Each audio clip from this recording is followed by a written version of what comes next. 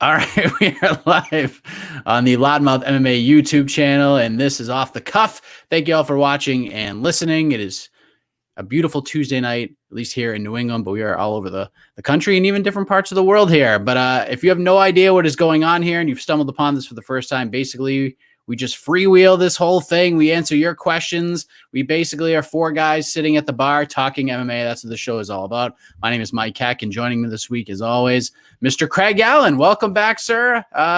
Where's the shades? I thought you had them on before we hit record, and there they are. What's up, buddy? Been a long week away from Off the Cuff. And listen, it was an explosive episode of Between the Links last night. I'm still very upset at Mike Heck's pen. Mike Heck's pen making worse decisions than Joe Solis at this point. But other than that, I'm glad to be back on the show. I love doing Off the Cuff. It's a lot of fun, and we don't have to go too hard in the paint. So I probably won't need these sunglasses, but yeah, really looking forward to it. Got Mr. Loudmouth himself. He is also back after a short hiatus. For you might have found his work or listened to him and Frederick Kirby on the Not Safe for Work podcast. It is pretty epic. Kyle Steele, how are you, sir? Well, hello. I was about to say he has to keep the shades off till he comes after me for some ungodly reason. You know, just it's a friendly show. Like you said, friends sitting around at the bar. You know, and here comes Craig Allen coming in hot. So I guess we'll see what happens. And of course, I usually drink in the parking lot, Kyle, so I'm coming in hot to the bar, man. Yeah, he plays Christian League hockey, so yes, he's drinking beers on the parking lot. There's no doubt about that. And you know him from a million different websites covering the sport. We have Drake Riggs back on the show. How are you doing, sir? I am good, Mr. Heck. The boys are back in town with us this time. Good to see them. Good to have the bar ready to go here. I'm excited.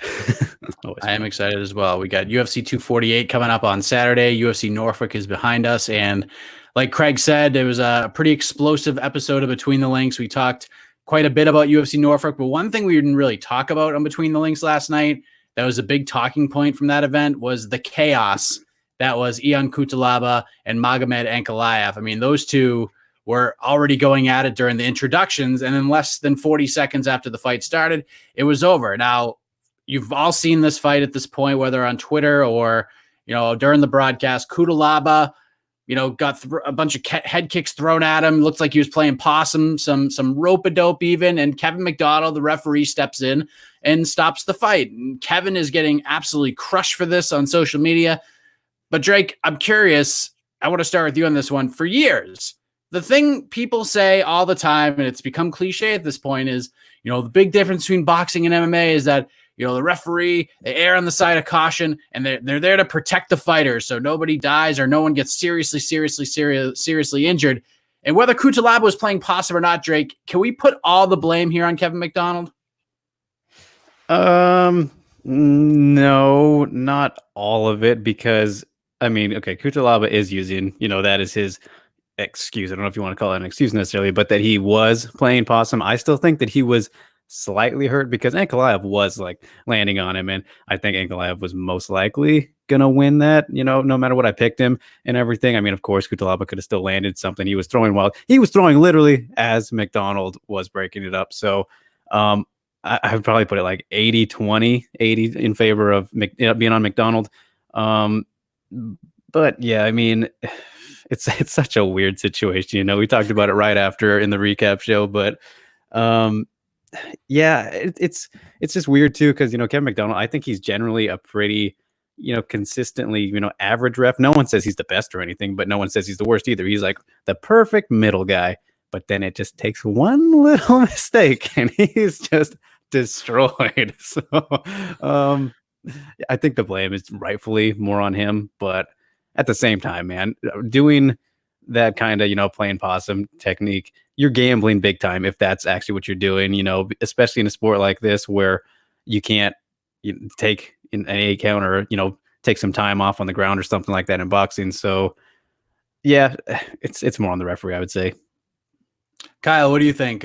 Drake's giving it 80% to Kevin McDonald. Where do you sort of give it in terms of percentage here? I mean, I'm not even close to blaming him that much. My thing is, there's already precedent for stopping fights while on the feet. If that was the first time it had happened, then I think I would be a lot more upset. And I think as upset as people are, I think that would be warranted. But this is not the first time a fight's been stopped on the feet. The second thing was I think it's a mix between playing possum and rocked. I think I'm where Drake is. I think he absolutely was rocked a little bit, and I think he was playing it up to try to goad him into doing something. If you're watching it, it looks like he is out on his feet at one point. I mean, if you watch that, I mean, he looks like he's just, and again, I think he's playing possum, but if that's not what Kevin McDonald thought, he's going to have to go with that. Like, it looks like he's completely out. You're getting ready to be, he's just swinging these wild overhand shots. I mean, I guess that's sort of intelligent defending yourself. Should the fight have been stopped? No, but I do not put all that much blame on Kevin McDonald. If Ian Cutelaba was truly playing possum, well, what's the saying? Like, do stupid things, get stupid prizes. Is that however something along those lines, right? Like, I love that thing. I love that line. It's true. If that's really what you were doing, then well, congrats. This is what you get. If he was rocked, the fight was stopped a little too early, sure, but not to the degree that people are just blasting Kevin McDonald for. I don't think it was all. I would say 30-70. I don't really put all that much blame on him. Cutelaba looked like he was out on his feet there for a moment. Like, didn't Bisbing play flip-flopper in a big way too? Like, wasn't he like, oh, it was the right call? And then it took him to see the slow motion replay to be like, oh, that Kevin McDonald, what a terrible referee. He didn't say that, but you know what I mean? He flip-flopped big time. He yelled, he's out on his feet. Yes. And I'm with him. I'm like, yeah, he is out on his feet. Like, so yeah. It's crazy. Craig, I know you want to address one of the questions here. Cole Shelton is here, and he said, what would the UFC have done had Cutelaba dropped or KO'd Ankalaev on that overhand he threw when McDonald stepped in to stop the fight? What do you think? Remember that time that Pete Sell threw a left body hook to Scott Smith and referee Big John McCarthy, Big John, was in the cage? You get a double over. Big John stays away. Sell comes in. Smith knocks him out. Fight's over. So you can play possum and you can win. And realistically, I heard about that fight and really kind of formed my idea around a team, an MMA team, and a team of media that said that it was Ion Cutelaba. And I'm, of course, talking about somebody that might come up later on in this episode that made some despicable comments in the last 24 hours about our co-main event.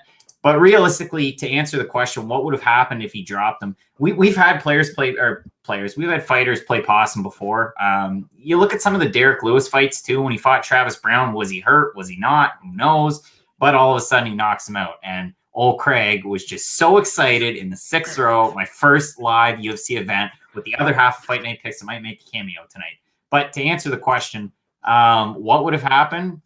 I don't know. It would have been what? Probably a no contest, maybe a DQ, maybe. But I just wanted to address that one time that happened before. And Mike, you were bringing up Big John. I mean, he was in the cage for that fight. What would have happened if Big John stepped in and ended it after that body punch? Man, he might have got the yips like Dan Mergliata's got these days. I mean, it just took like one bad thing for Big Dan, and he's been yipping like crazy since. To kind of address the question itself, like Kevin McDonald made a mistake.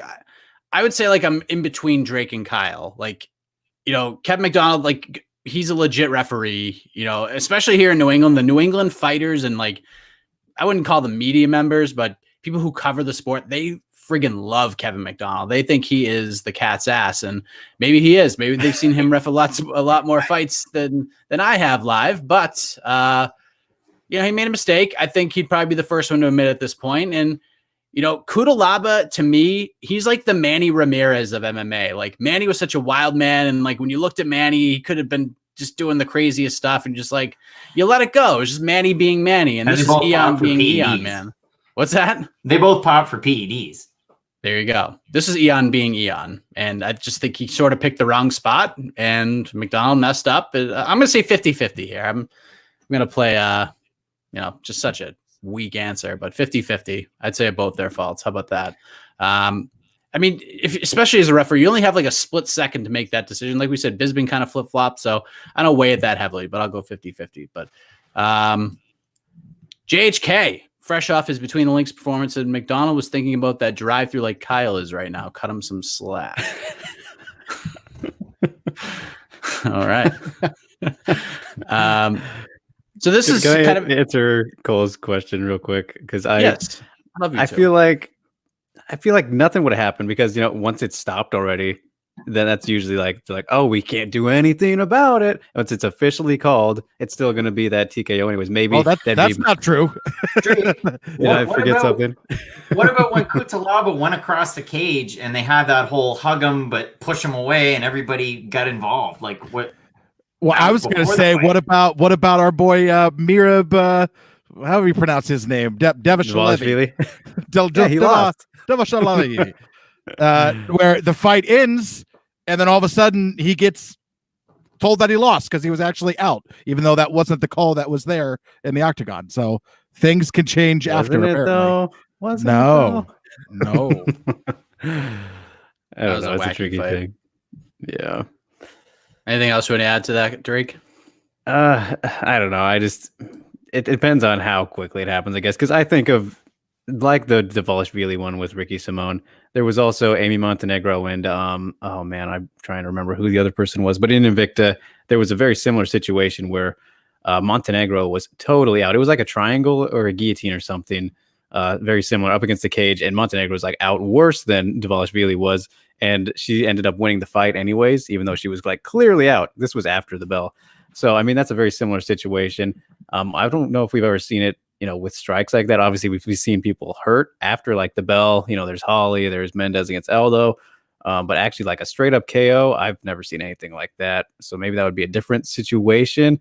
But then it feels kind of double standardy if we've done it with these submissions where people have been allowed to still win even though they've been submitted and then not. We've kind of seen that, in both ways now. I mean, it didn't happen, so it's kind of just a total hypothetical fantasy thing to think about. But I don't know. I just wanted to add that sort of. Yeah, run this thing back. I can't wait to see it again for more than 36 or 38 seconds. So I got some questions about some of the winners from Saturday night. So I want to throw a few names out there and see if you thought that with their wins, their stock rose a little, rose a lot, or not at all with their win. So Craig, I want to start with you here. Grant Dawson. A lot happened with Grant Dawson. Very bumpy road to get to Norfolk. Of course, he missed weight, but he had a second-round submission. It's a pretty dominant one-sided win for him. How much did his stock rise, in your opinion, if at all? Mike, question for you. How loud was the pop for him after he won? You could hear crickets. Nobody gave a rat's behind in that arena. Nobody cared at home because he missed weight. Everybody wants to see the trilogy of a booking against Chaz Skelly. So his stock didn't rise whatsoever. Kyle, what do you think? Listen, I could not have said that any better myself. And in the words of Mike Heck, Craig Allen, that answer was the cat's ass. We are just like dad joking all over the place. We are clicheing like it's going out of style. Drake, what do you think? Do you agree with these gentlemen? Yeah, I think this is the first time we're all completely in agreement here, unless you have something different, Mike. And also, I want to say it was Celine Haga. That's what I was thinking of. I'll say it rose a little. All right, I'll change things up a little bit. Like I spoke with him yesterday. He said it himself. Like it was his job to essentially go in there, making weight or missing weight doesn't really matter. His job was to go in there and treat a guy that was making his UFC debut on 9 days' notice accordingly, and that's what he did. So, I mean, it's hard for your stock not to go up at all when you finish somebody. So I think it has to go up slightly. It's kind of like The Price is Right when you have the little yodeling guy. He just kind of goes up, like 2 or 3 spots. I think that's where Grant was. He's not at the $10,000 prize yet, but he probably won somebody like $400 or $500. But that's fair. Kyle, back to you. Kyler Phillips. What's his stock looking like in your opinion? Did his stock rise a little, a lot, or not at all after Saturday night? I mean, I would say if we're comparing him to Grant Dawson, I would say it increased, but it's not like I'm on Twitter pretty much all day, every day, and I'm not seeing a whole hell of a lot. So maybe a little bit of a bump, but not much. Drake. Yeah, I think it did. I mean, especially within like the UFC, and I mean, just hardcore's their advantage. Maybe they're not talking so much about it, but I mean, that was a really good performance, man. I think that he definitely caught the attention of people, especially, more than Grant in the audience. He put on a pretty good show. I thought it was a very solid performance. Really, it was something more memorable, I think, than Grant's win, if we're going to compare those two again. But yeah, I think definitely his stock did rise just from his career and business standpoint. People are going to want to see like what's next for him, more than Grant. I think after those performances, not to compare again, but it's just right there. I'll say it rose quite a bit. I mean, like Drake said, I thought it was a great fight. It was a great performance. He's very well rounded. Got an extra 50 Gs. I didn't know at times if it was Kyler Phillips or Hacksaw Jim Duggan, the Norfolk crowd chanting USA during the fight, and he might have the best hair in all of MMA now. Especially in the UFC now that what's his face? Theodoro. Yeah, Elias Theodoro. Jesus Christ. Now that he's gone, I mean, Kyler Phillips has to be right up there, but definitely a big riser in my opinion. I wouldn't say he went up like 15 notches and he's like the biggest star in the sport right now, but he definitely got a bit of a jolt in my opinion. Craig, do you agree with me and Drake or Kyle? He hadn't fought in over a year. He competed on The Ultimate Fighter. He competed on Dana White's Contender Series. Now he's in the UFC. He wins fight of the night. He wins the fight 30-27. He outstrikes his opponent almost 3-1. I mean, this guy, his stock rose just about more than anybody on this card. And I would be hard-pressed to find somebody whose stock rose more. I mean, yeah, Megan Anderson, Felicia Spencer, you're going to make the case that, hey, one of them might get a title shot. But realistically, I'm looking at all the winners here. And apart from maybe Spike Carlisle, this is my guy. Like, Kyler Phillips looked awesome. All of a sudden, he inserts himself into a conversation he wasn't a part of before. And he takes on a guy who is the brother of the eternal prospect, Eric Silva. Like, Eric Silva can do no wrong. And neither can Gabriel Silva. Kyle very politely raising his hand. Go ahead, sir. Listen, because again, we're not fighting here. We're not fighting here. This is off the cuff. Lowest hand raise I've ever seen. This is not between the links. We're just gonna have a conversation. I guess it depends on what you mean by stock raising. Like, was it a good fight? Yeah, absolutely, clearly. But to me, that doesn't mean your stock is raising. I don't. Again, for me, in order for maybe I'm taking the question too. Listen, I'm trying to give a good answer. Maybe I am taking it too literally. Maybe I'm being too literal. When I think of a stock raising, there needs to be a tangible thing that I can walk away with, and I don't have that. I don't have this. Like, search it on Twitter. You guys could do this too. I just did it just to make sure I'm not crazy. Literally no one has said his name in the last 2 days. So I don't know. I don't know what you mean by, I guess I'm taking stock raising too literally. And I understand completely where you're coming from, because you said it, you need something tangible. You grew up in an era where Hustler and Playboy was a big deal, whereas I grew up with Pornhub and RedTube. So I understand where you're coming from. It takes a little bit more to excite me in the form of a fight of the night than it does for you. That's fair. That's fair. I just had him for the articles. Wow, that was pretty fantastic. Last one we'll go over. How about Violent Bob Ross? How about Luis Pena? I mean, he goes out, he beats Steve Garcia, got the opponent on just days' notice, got a one-sided unanimous decision. Drake, did Pena's stock rise a lot, a little, or not at all? I think that it dropped slightly, just a tiny bit, not a lot. I mean, I feel like he hasn't lived up, to the hype since Ultimate Fighter yet. They really hyped him up a lot in that show, like as if he was guaranteed to win it after like his first fight where he broke his foot and then he missed the whole thing. This hasn't quite lived up to it for me here. Obviously, very obvious win here. But like I said, I was very impressed with Steve Garcia's ability to be so active from having a man on his back for 15 minutes practically. Those behind the head hammer fists, never seen anything like that so repeatedly. And he, even wasn't very happy with his performance. Says he probably won't watch it. Like, just was really disappointed with it. I mean, he got the job done. He won, but it was in the most, I don't know how to describe it. Just he got the win essentially. That's pretty much all you could say about it. Did what he had to do. So I mean, from this guy, there's been so much expectations. I think a little too early. If we didn't have so much pressure on him, maybe he wouldn't have so much pressure on himself to go out and perform the way that he feels that he needs to every time now. But I mean, yeah, it was a good, solid win. Just it wasn't quite what we've been waiting to see from him. I think so. Just like a tiny notch, like maybe 1 point, but it definitely doesn't go up. I don't think. Cole, I guess, agrees with Kyle. He said, if Kyler Phillips' stock rose the most, we need to admit I got robbed on Between the Links by getting eliminated, saying UFC Norfolk was just a card. I stand by that stance after the conclusion of it. But we're talking. Did you think we'd have this much to talk about coming out of that UFC Norfolk card? Absolutely not. So I think I was right, saying that this card was going to surprise a lot of people, and good Lord, did it surprise people. I'm the winner. I won Between the Links.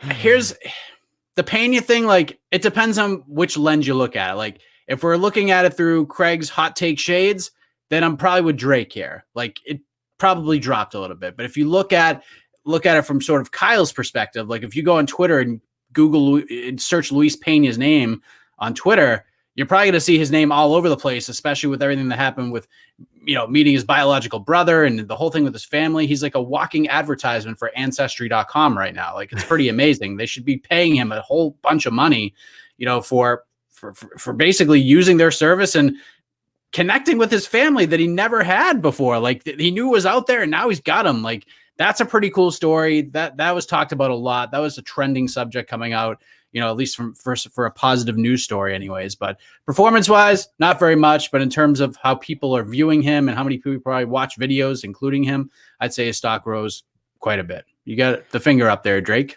I also want to add Steve Garcia, short notice replacement also. So, I mean, take into that consideration if you expect him to do better in that situation or worse, so. Yeah, I would agree with you on the performance, though. Kyle, what do you think? So, yeah, I'm you, Mike. I'm where you think I am, which is I would say his stock rose, but I don't think it was some astronomical thing. But yeah, the big thing for him, 100% agree with Drake. Has he lived up to his expectation? Absolutely not. The problem is the expectation he was supposed to live up to. Not very few people would be able to live up to that. So I don't really hold that against him, but he's winning. And that's what matters. At the end of the day, if you have a high expectation, even if you're not living up to it, you just need to keep winning. Even if you're eking by people, whatever, you just need to keep winning. The W's need to keep stacking up. And then eventually you got to be able to cross the threshold, which I think someone like him, he will be able to do. So he will keep building, and eventually he's going to get that staple win, and everything else is not going to matter, right? He will, at that point, once he gets the win, he's now lived up to it, and that's all that matters. The path he took to get there is irrelevant if he's getting the W's. So they just need to treat his career very well and manage it correctly. And let him build, because he's a fantastic spokesperson for the UFC. He's a very good image. He's very interesting. He's entertaining. He's got the look. He's a weird dude, but he's smart. He's the whole package. So yeah, I'm still expecting very big things for him. Craig has the hot take shades on backwards, like he's playing beach volleyball right now. So what do you think of Luis Pena's stock? Because I got hot take in reverse. Because hindsight's 20/20, but I've got sunglasses on. In terms of this fight, listen, solid dad joke. You want solid? I'm talking the most rock solid body lock I've ever seen in my life. I mean, Luis Pena couldn't do anything with it, but he had a body lock going all the time. So way to go, Luis. But the real problem has been throughout his career, or throughout his UFC career, facing wrestlers. Mike Trezano. Even if he threatened anything, that was an issue. You look at Matt Frevola, same thing. So if he could take Steve Garcia to the ground and at least neutralize any type of offense that he had, those early, 15, 20-second blitzes, then he was fine. So I think you gain a little bit in terms of personal momentum. And then as far as the stories and the traction online, that helps too. So you definitely gain.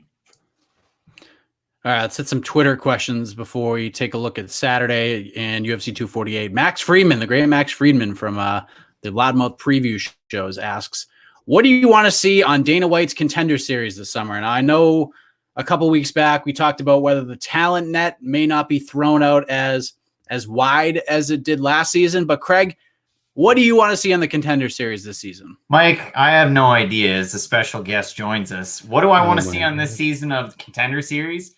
More Canadians, really. I mean, we've had certain Canadians join lately, But I'm talking local guys. I'm talking your Christian Savoys that had the chance on Contender Series last year but broke his hand. You got to have more. Some of them in the lower weight classes. We saw with Cole Smith. We've seen it with Kyle Prepolek. We've seen other guys maybe not have success in the company, but at least to have them on that stage, it should certainly mean something. I mean, you're looking at an event coming up later on this year in Saskatoon, Saskatchewan. Why would you go to Saskatoon in the prairies? Nobody cares. Go to Montreal, but at least draw from some of these talent pools that you have and bring them on to Contender Series.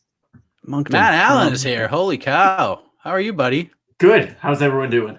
Doing great, man. It's great to see you. JHK says Craig is a broke Iceman from Top Gun. So thank you, Kumite TV. Appreciate that very much. Drake, what do you want to see? I mean, I feel like you probably are more on the prospect train like I am. Like, it's not like Craig doesn't pay attention to the prospects. I think you and I have probably talked to or at least followed a lot more of the up and coming prospects these days, a lot of which may appear on the Contender Series this summer. So with that being said, what do you want to see on this season? You know, when it comes to specific people, I always have kind of trouble picking out like who's the right person. So I don't know if I can pick specific people necessarily, but I want to see, you know, the Contender Series China, the Asia one happen. I didn't even think about it till John pointed it out. Whenever he did, was it when we talked to him or, you know, on Between the Links when he said, you know, that's on hold now because of the virus. That completely slipped my mind for some reason. But yeah, that's a great point. So now we probably won't get to see it for a good while now, but that's something I hope to see him do. Whether they can pull it off here in America, I think it'd be cool to see it, you know, in that PI and over in China and all that stuff. So that's the thing that I, you know, am wanting to see from the upcoming Contender Series whenever that can happen. I mean, that wouldn't have been my answer if I didn't think about that. But yeah, so nobody specific really, because I feel like I'm terrible at picking for Contender Series, just figuring out exactly the right people. But if there's a thing that I want to see that happen in some variation. It's tough because I think Contender Series is so great. Like, you don't want to fix what's not broken. But I guess if I could throw out a couple of things, I would say more developmental deals. I don't think there were nearly enough developmental deals given out last season. Good one, yeah. And the other one is, and I know people have said this for a while, I think John Morgan said it on Between the Links earlier in the year. I'd like to see some current rostered fighters get on there and fight either some of these up and comers or even, you know, have two guys on 2-fight losing streaks, go into the apex. You're in. If you win, you lose, then you're out of it. So like I hate seeing guys and gals just get released from the UFC, but at least this way, like, you know, if they still like you, you still have a chance to get over that hump and stick around rather than go to the regionals and have to win like 3 or 4 in a row. Like, you know, even that's more unders. So if you're like a Julian Erosa or something like that. But I mean, I think I'm reaching here, but that's what I like to see. Kyle, what do you think, buddy? So the reason why the Contender Series works is because it's high stakes, right? We know when we're watching this Contender Series card that more than likely one of these people is going to get called up to the UFC, right? What bigger stakes in MMA are there than that if you go onto this card and everybody knows both guys are walking to the octagon knowing, man, this is, I am so close, I can taste it. If I get a huge win here, if I choke this guy out, if I knock this guy out, if I have a spectacular performance, I can go to the UFC right here and now, right? There's no bigger stakes than that. That's why we as MMA fans like the Contender Series. So for me, just ratchet that up. Create more of a spectacle around that concept. I think, Mike, that's a fantastic idea. That's what I was thinking. Have people come down. You're 2-fight losing streak. You're fighting the Contender Series main event. Whoever loses goes home. Whoever wins stays in the UFC. You know, create more stakes because that's why we like it, right? So just ratchet it. Create some type of tournament. Do something. Ratchet up the stakes. Create that story even more. Right? It's why the first 48 is such a good show. Because when they're doing those negotiations in there, it is such compelling television because of what is on the line, right? Like if this goes wrong, this guy's getting arrested for murder, right? It's the stakes are there. So same here with the Contender Series. Create those stakes, keep ratcheting it up. Like that. What's the word I'm looking for? Like, I don't know what the word I'm looking for is, but just ratchet the whole thing up. Like let's make it interesting. John Franklin says we need to do a who would win in a fight segment, since it's 4 guys talking MMA, in this case 5 with Matt Allen joining us. Which he stole from Early Stoppage, which is a great show, by the way, and you should certainly listen to it. It is a great show. I'll take on Craig Light. So we're gonna throw out one before we move on to some other stuff. Like, I don't want to do a bunch of these because we end up getting like 5 or 6 of these. But Kyle, I'm gonna start with you. I think this is right up your alley. Who would win in a fight? Prime Yoel Romero, which is crazy to read since he's fighting for the freaking middleweight title on Saturday. Prime Yoel Romero or Prime Mark Coleman?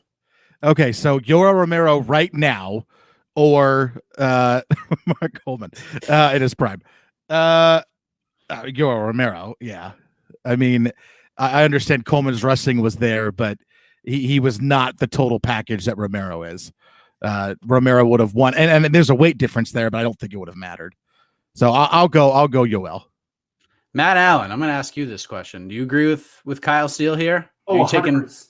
100% Yoel Romero. It's just, you got to look at how much the sport's evolved. And I mean, Mark Coleman got tired after about 3 minutes, and he was really only good at doing headbutts in someone's guard, which isn't even allowed anymore. So just the rule changes and how much the sport's grown, it'd be no question Yoel Romero beats the brakes off. Craig, do you agree with the bro here? Are we talking current Yoel Romero or poops his pants in the cage Yoel Romero? Because if we're talking poops his pants in the cage, he beats him. And then if we're talking current, he still beats him. I mean, the guy's doing backflips. Just less poop.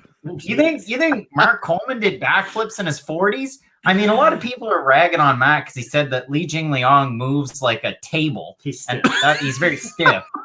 But look at Mark Coleman and the way he moved in his 40s when he fought in the UFC. And he got so tired when he fought Shogun the second time. So, yeah, I mean, Yoel Romero wins.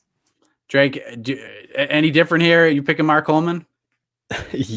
No, I'm not going any different here. I mean, Coleman's his best chance would be to get a hold of him, which not very likely with how explosive and quickly Romero is. Yeah, it's fun matchup, I guess, but no, it's gotta go with the more evolved guy there. It'd be fun for like 2 minutes. Yeah. And then you'll all probably take over and win. So I think we're all in agreement there. So I like this game. I like playing the line right or not right things. So let's look at 248. Let's take a look at some of the betting lines. We begin. I think this one might be the most interesting line of all. The opening fight on the ESPN prelims. Gerald Meerschaert taking on Deron Winn. And currently Deron Winn is a minus 155 favorite. And the comeback on GM3 is at plus 125. Craig Allen, fight night picks. Matt, you could jump in on this as well. Thoughts on this line? Is it lined right or not right? I think we both picked Meerschaert in this fight, if I'm not mistaken. But there's so many more options for Deron Winn to get the actual win in the fight because Joe Meerschaert's going to have to keep range, and he's not going to want to get taken down, just held down. He's really good on the ground, but he's mainly good on top on the ground. So if you're a guy like Joe Meerschaert, you're going to have to keep that distance. And I don't know if he has enough power to actually put Deron Winn down. I know I predicted him to win the fight. It's just Deron Winn, all he really has to do to win this is not get taken down himself and keep that volume up against the cage. So I understand that the betting line favors Winn a little bit, but even with that, like Gerald Meerschaert's kind of guaranteed money. Deron Winn, when you look at him defensively, he gets hit an awful lot. And against a guy like Meerschaert, who Craig brought it up in our 2-minute breakdowns, like he's just Eric Spicely, but a little bit better at everything. And when you look at the trouble Deron Winn had with Eric Spicely, Gerald Meerschaert should be able to take advantage of a lot more of the holes in Deron Winn's game right now. I agree with my lawyer on this one. There you go. Drake, lined right or not right? I think that it's just about right too, but at the same time, I also think Meerschaert is going to win this one. I just think that his striking looked like very well in his last fight against Eric Anders, which I think he should have got the win in that one. Looked a lot better than his previous fights. I thought he's not known for being much of a striker in general. He's more of a killer, be killed kind of submission guy. And it seems like he really doesn't like Deron Winn. You tell me. I know you talked to him, Mike, so I'm pretty sure that he's not a big fan of Deron Winn, so he's going to be even more motivated, especially after that loss. I think he doesn't want to go do any more decisions. Not that he goes to that many, but when he does, he's been, they've been questionable. So, yeah, I think it's just about right just because Deron Winn, I haven't been super impressed with him really in his career, but he does have easier path to victory and just, more of an overall well-rounded game, I think. But, we've seen the questionable gas tank in his last fight and so forth. So, I mean, I think that Mearshart is going to end up catching him in a submission at some point, just because he's so active in when it comes to getting submissions, and the improved striking, which we saw in his last fight. But yeah, I think it's just about right, just because Deron Wynn, more of a well-rounded game, I guess you could say. So I think it's fine. Kyle? Yeah, again, I'm with my peers here. I think it's lined basically right, but I also think Mearshart's going to win. But I mean, I'm just regurgitating what everybody else is saying because I agree. I mean, there's more paths to victory for Wynn, but I think Mearshart seems to be. I just don't want to get too hyped up on. He seems to be coming into his own a little bit here. He seems to be figuring it out, but I don't know. I mean, if he could go out there and get starched in 9 seconds, and I'm not really going to be all that shocked. So that's why I think the line is fine. I think he's going to win, and I'll take the underdog there. But again, I would not be shocked at him getting the break speed off of him for some reason. I was surprised. I was surprised to see the Duran open the favorite and is still the favorite here. I mean, Mearshart. I mean, just look at the experience. I mean, he's got like 6 or 7 times the experience. He's clearly fought way more high level competition than Deron Wynn has. And if we take the judges out of the equations, or at least if we had like the right judges there, and these weren't robberies by any stretch of the imagination, but Drake sort of touched on it as well. Mearshart should be 7-2 in the UFC right now. Like the Anders fight, I think 80% of the people thought he won that fight. I can't remember the other one off the top of my head, but he should be 7-2 in the UFC if it wasn't for the tough judging. And I think in agreement with all 4 of these guys, from a betting perspective, Gerald Mearshart is as live of a dog as you'd probably find on this card. I don't even know what just happened there. Yeah, that was weird. They were here and then we they all vanished. disappeared. We all disappeared. Yeah, it's because I hated your answers. I booted you for a second. Put you in the penalty Wrong box. show, Mike. Wrong shot. Damn it. Did your pen make that decision for you? 10 points for that was the pen. 10 points for Drake. Yes. Beneil Dariush and Drakkar Klose. This is an interesting matchup. This fight was supposed to happen several months back. Dariush got hurt. Didn't happen. Now we're running this thing back here. So we get a -170 price tag on Beneil Dariush, comeback on Drakkar Klose. +140, Kyle. Is this right?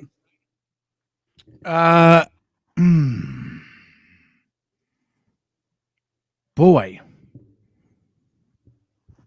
Give me the line again. -170 for Dariush, +140 for Klose. We got Can you use both it in a Allen sentence, brothers. please? Boy, it's just they're both doing it now.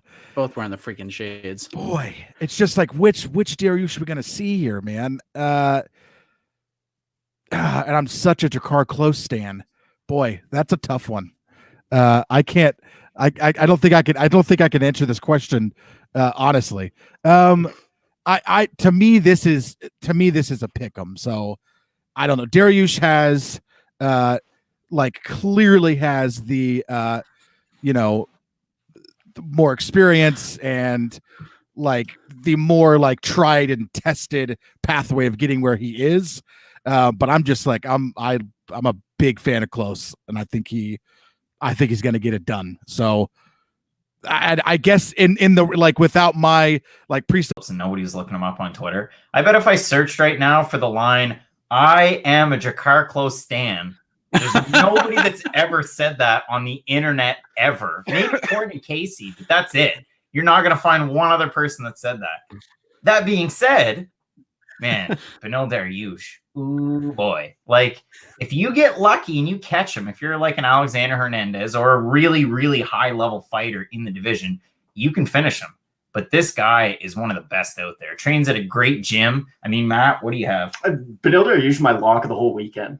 I don't even think this fight's going to be all that competitive, if I'm being honest, because when you look at who Dariush loses to, they're finishers. And Drakkar Klose, for as good as he is, and he's so well-rounded, he's not that big of a finisher. He has good power, but not great power. He has good wrestling, but not great wrestling. And I don't see him out-grappling Dariush for any period of this fight. Although, as Craig said, he could get caught on the feet. I don't see an area where Dariush loses this one. I need some sunscreen after that take. Good God. The lock of the weekend, sends Matt Allen. What do you think about that, Drake? You buying what he's selling here? Honestly, I love that take. I don't know if I believe it, but I really like where he's coming from, giving Dariush that love. Dariush, man, there was a point where, he was my dark horse of the division, easily. He was looking so good at one point. Then he hit that skid. got knocked out by Barboza, I think was the first person to kind of set him off there. And that was a fight that I thought he was winning, if I'm remembering correctly, until he just ate that knee. He was putting the pressure on Barboza. And now he's kind of back on track. 3-fight winning streak here, which, kind of seems easy to forget about, as last two got the submission over Frank Camacho and then Drew Dober. So, yeah, I really like the points that Matt does make. I mean, in terms of the fight, not how easy it'll be necessarily. I think that this one is lined just about right, though. I mean, the experience is in his favor. He's fought so much more higher level competition, but close, man. Definitely a very legit prospect who's, looking to make a name, get that big win here. So I think it's lined up right. As for the original question, Mike, don't forget about this. She's got electric boots, a mohair suit. I read it in a magazine. Oh ho. A Benny in the Jets. Benny. Oh, God. John Franklin commented on the triumphant return of Matt Allen to Loudmouth MMA. I can't really add to what Drake just said. He said everything absolutely perfectly, and that's it. I got nothing more to add. So, yeah. And we got the Allen take, so we're good. Oh, where's Matt going? Spicy hot. As soon as he comes back with Loudmouth MMA, he's out of Loudmouth MMA. How about that? Lastly, let's look at the main event. UFC middleweight title. We got Israel Adesanya minus 280, plus 220 the comeback on Yoel Romero. So first he's going to get by prime Mark Coleman before he heads to UFC 248. He'd probably do that, as we all agreed upon. And now he's going to face Israel Adesanya. So Drake, what do you think? Is this line right, or are we not? Are we off here? I think that is just about right. The thing about this one is, everybody's talking about Romero and using his wrestling. I know Davidson brought this up last night on Between the Links. Man, what the last time that Romero used his wrestling was probably the first Whitaker fight, if I'm remembering right. And then it was just kind of been spotty ever since then. He was using it a lot coming up, and then he's kind of fell in love with the striking. Rightfully so, works. He doesn't throw a lot of volume, but he'll explode and just destroy people, melt them into, mush, as we've seen for Rockhold and everybody really. So I don't know if he can do that to Adesanya. I think that he will need to wrestle, but will he? That's the biggest question here, because Adesanya just, arguably the best striker in the sport right now. He's just insanely good at what he does, and his takedown defense is no joke either. But it's just Romero needs to make him think about it. I don't know if he's gonna. I think that because of that, this is fine. I think he should definitely be favored, Adesanya. Not that there's not a way that Romero can win. I just feel like when you look at this and the sample size of what we have from him lately, he's just going to need to land a big shot and hurt Izzy, which, we've really kind of only seen with Kelvin. And I don't know, man. I think that's about like perfect on the odds. It comes down to that wrestling for me. I actually think Adesanya should be favored more in this fight, so I don't think it's right at all. Like I just think Adesanya right now has all the momentum. He's the champion. He's knocking on the door of something huge, and even scarier is that his best days are ahead of him. Like this is not the best Israel Adesanya that we've seen. He's only going to get better. Romero, that's a bad man, but I can't say the same thing about him. So I think Adesanya should be minus 305, minus 315 maybe, and that line might shift closer to the fight, but it's an interesting matchup. It's obviously compelling. I mean, Yoel Romero it's just a scary cat, but Adesanya is just too much right now. Even if he does take him down, I think by like the third or fourth round, Adesanya is going to take over. He's going to find his chin. Craig Allen, what do you think, buddy? Mike, you want to know something crazy? You guys wanted these fun facts here. Yay. So Yoel Romero was a favorite in his last fight. Do you know the last fight before that where he was a favorite? Before Whitaker, who was before Whitaker? The first Whitaker fight. Yeah, it was before Whitaker. It was a long time before Whitaker. Like a long time. It was when he fought Derek Brunson in 2014. That was the last time he was a favorite in a fight. He was in every single other fight, which makes zero sense. I mean, look at there. He fought Jacare at the time. That one makes sense for him to be not favored in that one. I mean, maybe closer, but I want to look at his record now. Go ahead and look at his record. I'll wait. Okay, we got Weidman. Okay, he should not have been against Weidman. Machida? No way. Against Kennedy? You're telling me Tavares was favored over him, Craig? According to Tapology, plus 135. That's pretty wild. And I trust Tapology in those types of things. And I can cross-reference on best fight odds if need be. But based on Tapology, he hadn't been a favorite since the Brunson fight, which is absolutely insane based on the performances he's put on. It's crazy. Do I agree with the line? Yeah, I'm fine with it. I think Adesanya wins. There's always that fear of the unknown, but we also have to kind of take a step back. UFC, what do you want to call them? Media juggernaut. This guy's 1-3 in his last 4 fights, and he's lost 2 in a row. So give me a break. Kyle, just wait for 2 of them also. Yeah, and he's not even the person that's supposed to be fighting for the title, right? I mean, this isn't. I'm cool with this fight, and Adesanya did not need to take it, so kudos to him for taking a fight that is, this is a scary fight. For anybody. This is again, Craig talked about the fear of unknown, right? That's anytime we see these lines, you go, yeah, this should happen, but there's always that unknown. With Yoel Romero being involved, that unknown gets like ratcheted up a little bit, right? So it's a very scary fight. The odds are just fine. I'm with Mike. They could even be a little higher for Adesanya, but ultimately anything can happen, and this seems like one of those fights where that's that much more true. So I hope we're not sitting here next week with a new champion, because I think Adesanya is the cat's ass, as Mike Heck would say. But I would like to see. I would like to see what Adesanya is going to like. Give me Paulo Costa. I really, really want to see that fight. Yes, please. Yeah. Cannonier's there. There's a And you know what? I wish we had 5 or 6 helpings of Drakkar Close every year too. That's right. John Franklin, dear Drakkar, you still ain't called or wrote. I hope you have a chance. I ain't mad. I just think it's fucked up you don't answer fans. Love, Kyle. Well done. Well done. All right, we're going to do a couple buy sells, and then we got one other question before we wrap things up. Try to keep this around an hour. What do I want to start with? Pull this up. All right. Rachel asks, buy or sell that the open scoring being introduced at Invicta Phoenix Series 3 on Friday will be a disaster, or at least controversial in some way. Drake Riggs. I don't know how that could go wrong necessarily, but then we're dealing with the Kansas State Athletic Commission, which cousins with the Missouri State Athletic Commission right next to it, which the Missouri one I still think is probably just the worst of all time, man. I've said so many bad things about it in the past, my old WMA Today podcast.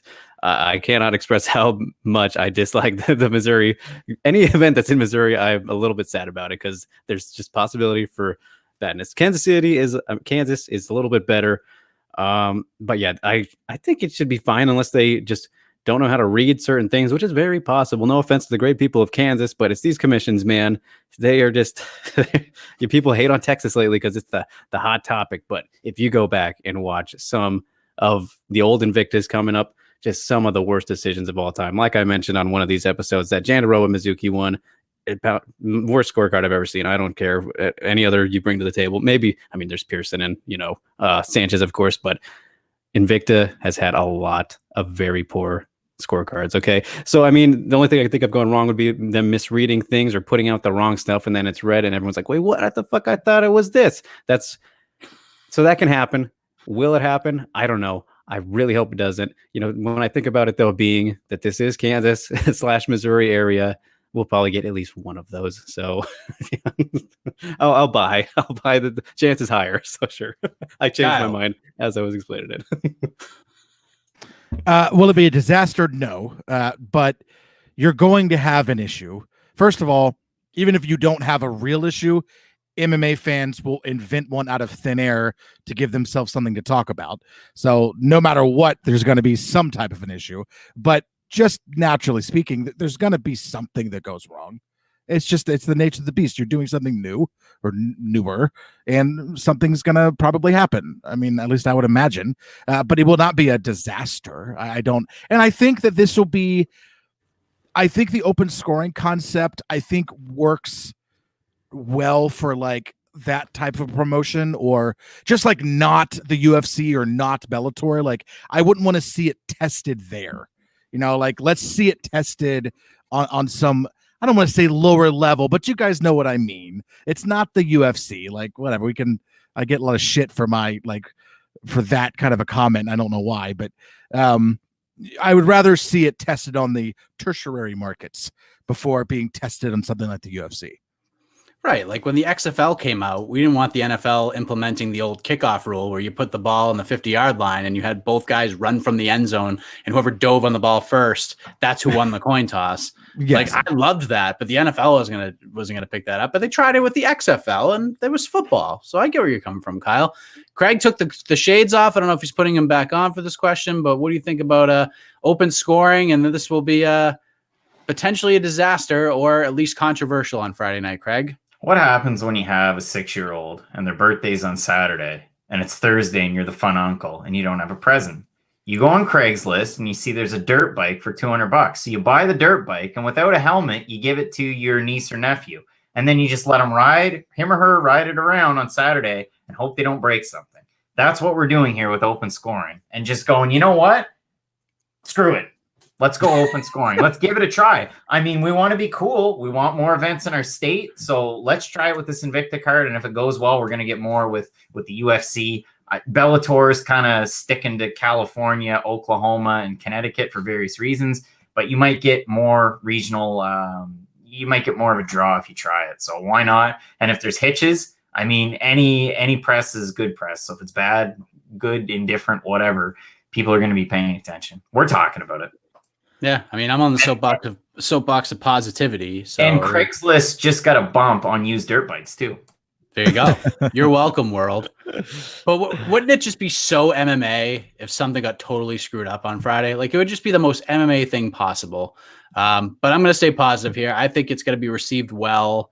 I think there'll still be some questions after the fact, but I think it'll all go smoothly. I don't know how you can really screw that up. I mean, if the judging's bad, it shouldn't be a disaster with open scoring. At least the fighters already know that the judges suck ahead of time. So I just wanted to add real quick on that too. I'm going to change. Actually, it's not going to be a disaster. I mean, we got to remember that I think I'd have to look at the card, but there's going to be like only 4 fights that are going to be doing this because the other ones are going to be 1-rounders. So that lowers the chance even more. If they screw it up, then it'll be really bad. But just because the odds are a lot less because of that, we'll only see it a small sample size. So the next event will be a better gauge here.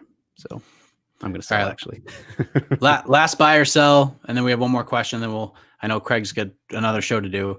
Buy or sell, you danced for joy like the 2 cousins on Perfect Strangers, Kyle, when you found out that Ryan Hall finally has a fight. Who's this question from? Whoever it is, why do they know me so well? Are you a Perfect Stranger fan? It says Josh. I don't know who that is. Josh but the H-Man. Listen, if you think I'm a Drakkar Close stan, then let me tell you about Ryan Hall. Yes, I'm so excited. That is my favorite fight news that has come out, and I don't know how long. Yeah, I'm stoked. I'm completely stoked. I love it. I'm so happy. Thank God somebody finally took a Ryan Hall fight. The guy was about ready to he's about ready to quit. Nobody will fight him for obvious reasons. Oh God, love Ryan Hall. God bless you, Ricardo. Congratulations, Ryan Hall. Somebody tag him. Somebody tag him in this. I would say I danced for joy, but I was pretty damn happy when I heard he was fighting. So there you go. And he's fighting Ricardo Lamas too. It's like, yes, I love it. I'm so excited. That's so great. I'm in. Craig, what do you think?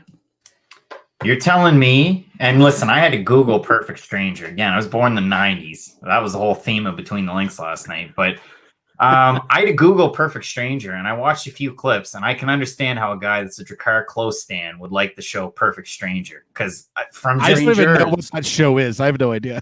Oh. You don't know what Perfect Strangers is? No. Whatever. Are you serious? Am I that old? You're lying. You're lying. I really don't. I have no idea. All right. Well, I don't know what it is. Bartakamus? Yeah, exactly. Oh, and you're a Drakkar Close fan. Here you go. Did you watch Family Matters? Yes. Without Perfect Strangers, there would be no Family Matters. You're welcome. Go ahead. It's great. It's good. It's great. I love it. No, really. Ryan Hall being active is awesome. Drake. Yeah, I can't argue with that, man. I mean, it's just good to see. This isn't the fight I would have wanted to see for him. I would have liked a top 15 guy, but I'll take it. It's Ricardo Lamas. Come on. All right, so we are running out of time, but I want to hit this last question because it's interesting, and I kind of wish I had it ready for Between the Links last night. This is from Sage, and Sage asks, one thing I haven't heard being discussed much has to do with one of the 2 title fights on Saturday night. What if Ioana Jędrzejczyk loses to Zhang Weili, or even more so, what if she gets finished brutally? Where would she go? Drake, we'll start with you. Yeah, that's definitely a very real and possible situation. I know that a lot of people think that will happen. I'm not sure yet. I haven't given an official prediction on how it'll end. I do think Weili will win. Where would she go, man? Boy, I mean, it puts her into kind of Holly Holm territory, which she's really close to at the moment. Some people, I mean, they're not mad about this title shot, but before she got that Watterson win and she was maybe going to get it just without fighting Watterson, people were like, whoa, whoa, whoa. And that would have been definitely very Holly Holm-esque, not to pick on Holly or anything, but it's just the reality of the beast. So I think that if she loses and like that, man, it's got to be back to flyweight, right? I mean, what else is there for her to do at strawweight after something like that happens? It would just seem pointless. And I mean, you're cutting that weight, you're getting older, you've lost to Valentina once. I can't wait to hear what Craig has to say. But yeah, I think, it's got to be flyweight. She could probably get a flyweight title shot after 1 or 2 wins, again, to try and rematch Valentina, because, hey, then they can say that they fought, 5 times now if they make that rematch. I mean, it's got to be that, right? Craig? Red Rover, send Claudia Gadelha over. Hey, 115. Boomsy. She goes back to Fort Lauderdale and gets ready for that fight. There you go. Craig, do you want to leave? Do you need to go? Do you need to leave us? I need to go. All right. Craig's Bye, gonna Craig. go. It was Bye, lovely Craig. joining you. All right. Kyle's gotta take us home here. Oh boy, I'm just going to echo Drake, echo that sentiment. I completely agree. First of all, I don't know if "what if" is the right beginning to that question. That's I mean, I'm not going to say that is what's going to happen, but like, I don't know, what if is a little too, like, it seems more likely than what if. I think there's a little bit more leaning toward that happening. But yeah, and listen, Drake won't pick on Holly Holm, but boy, I will. You love Holly Holm. She's already, I mean, she's pretty close to that territory, which means when she loses, she will just then go fight Shevchenko for the belt. Next fight, guaranteed. Period. If that is how you truly know that she has entered into Holly Holm territory. If she loses and her next fight is against Valentina Shevchenko at 25, Holly Holm, baby. We have ourselves a tiny Holly Holm. Let's all rejoice. All right, let's leave you with this, Kyle. What's the percentage that Felicia Spencer or Megan Anderson won't get Amanda Nunes next, but Holly Holm will sneak in there at 145? Listen, the problem with that question is that the answer should be 0, right? The answer should be 0. There should be no reason to give it anything more than 0.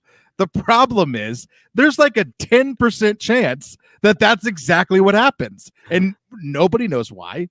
It's completely inexplicable.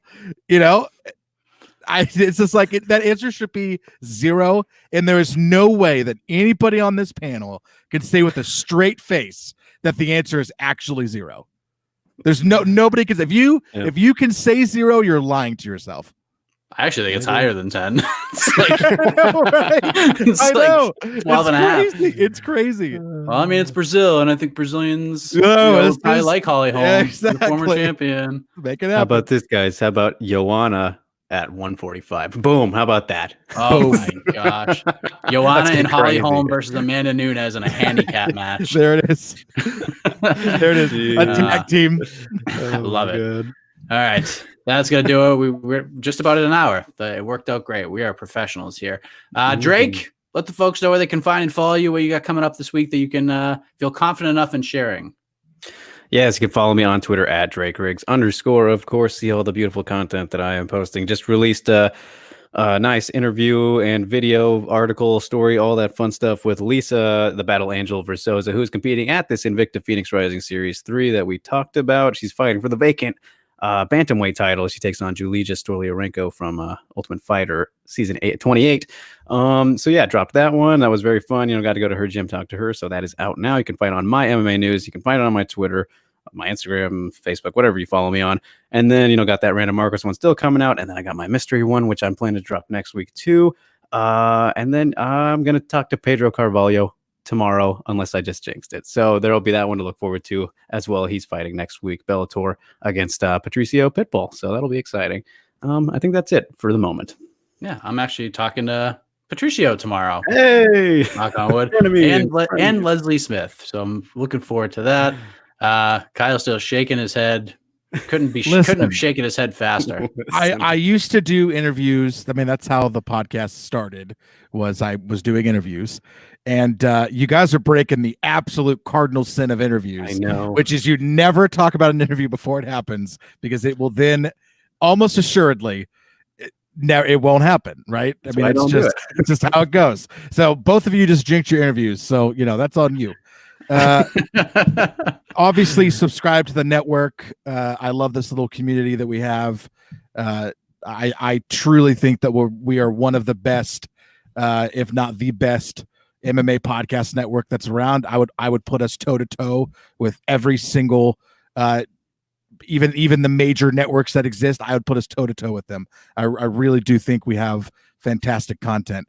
I also want to push, just for a second, I don't really push this very often, so I do have another podcast. I have a movie podcast called the Movie Review Hour.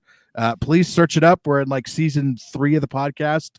The first part of season 3 is all the Star Wars movies. So if you're into that kind of thing, season 1 was Nicolas Cage, season 2 is Sandra Bullock. So if you're into that, it's a funny podcast. It's not serious.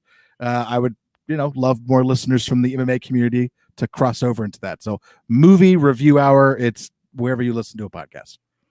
Excellent. Yeah. Follow me. You see my Twitter handle right there. Go ahead and do that. Subscribe to this channel. Subscribe to my channel, youtube.com/MikeHackMMA. I got a conversation with Grant Dawson, conversation with Jamal Emmers, got a conversation with Gerald Mearshart up there ahead of UFC 248. I talked to Kyler Phillips today. That'll be up probably sometime tomorrow morning. A couple other things in the works as well. I mentioned 2 of them already. So, and that's it. We're going to get out of here. Enjoy the fights this weekend. Make sure you subscribe to Loudmouth MMA Podcast Network, wherever you find your favorite podcasts, Apple Podcasts, Stitcher, SoundCloud, Spotify, wherever. And that's it. No need to be scripted. Got to go off the cuff, bro. Later. That was terrible.